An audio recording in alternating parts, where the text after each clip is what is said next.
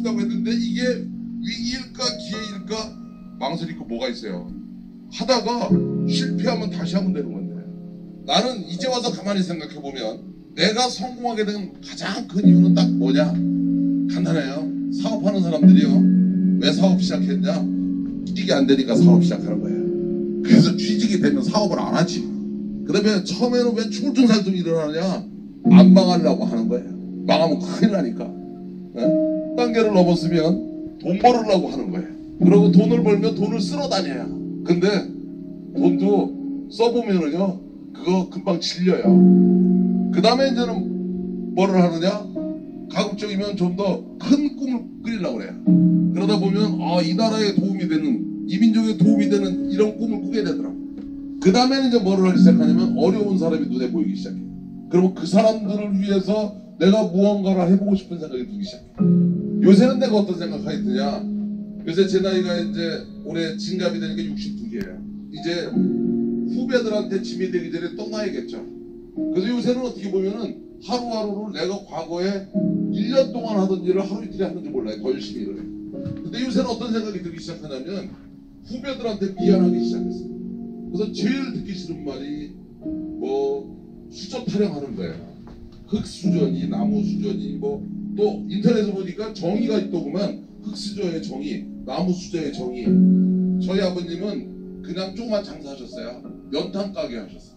그래서 전 중학교 다닐 때 집에서 오면 그 연탄 집게에다 연탄 들고 연탄을 배달했어요. 그래서 아버님, 어머님, 저 동생들 다 연탄 배달했어요. 그것도 기자촌이라는 동네에서. 그 3미터 동네입니다. 그래서 뭔 수저인지는 모르겠어요. 나 대학교 다닐 때 그때는 가정교사를 못하게 해가지고 택시기사를 알바를 했었어요. 그래서 그때 한시택시라는 게 있었는데 24시간 택시 몰고 24시간 학교 다녔어요. 그래도 대학교 졸업할 때 4.3 만점에 4.18로 졸업했어요. 그래서 24시간 택시 몰고 24시간 학교 다녔어요. 그러다 보니까 젊은 나이에 대우그룹에 임원이 됐는지 몰라요. 그런데 사업하면서나 공급제에서 똑같았던 거 하나는 단 하루도 그냥 살지는 않았어요. 그래서 나는 똑똑하다 안 똑똑하다는 중요하지 않다고 생각해요. 습관입니다. 생활 습관. 특히 뒤에 있는 학생들, 젊은 사람들, 여기도 젊은 사람들 많이 있잖아요. 젊은 사람들이 제일 가지고 있는 큰 재산은 뭐냐? 젊은 시절에 있는 하루의 시간입니다.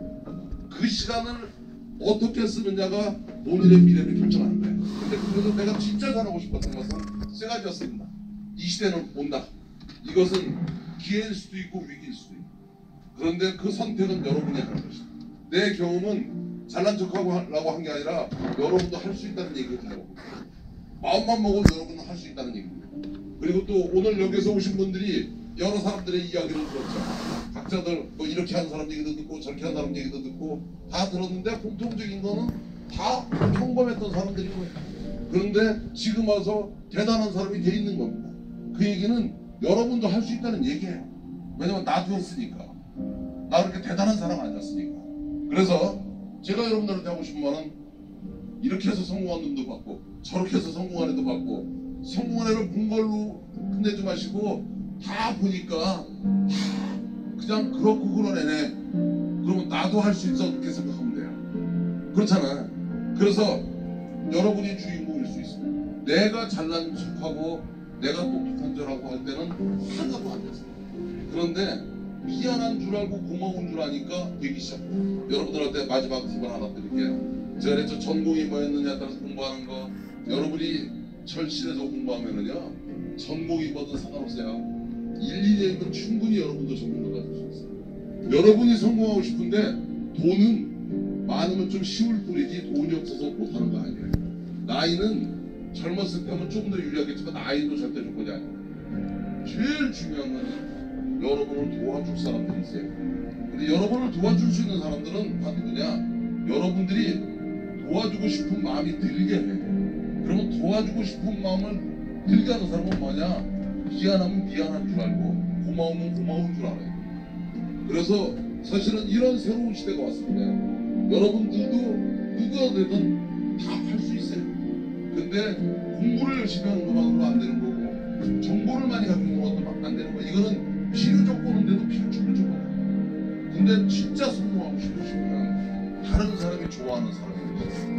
그래서 니네 가족이 너를 보고 행복해. 친구들한테 가가지고 네가 가면 친구들이 네가 나온 걸로 좋아해. 그래서 회사를 입사하면 너 때문에 그 회사 분위기가 바뀌어야 돼.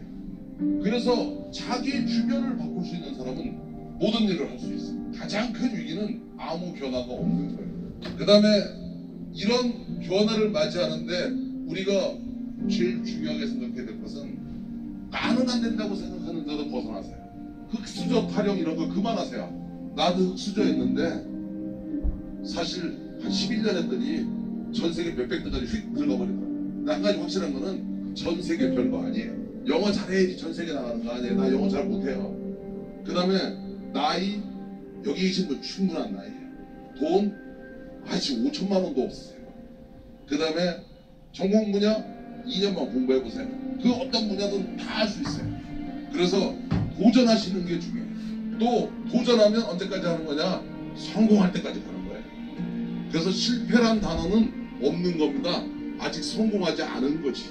실패라는 말은 반뚜껑 닫기 바로 직전에 쓰는 거예요. 근데 불가능이라는 단어, 불가능이 어디 있어요? 어려운 거지.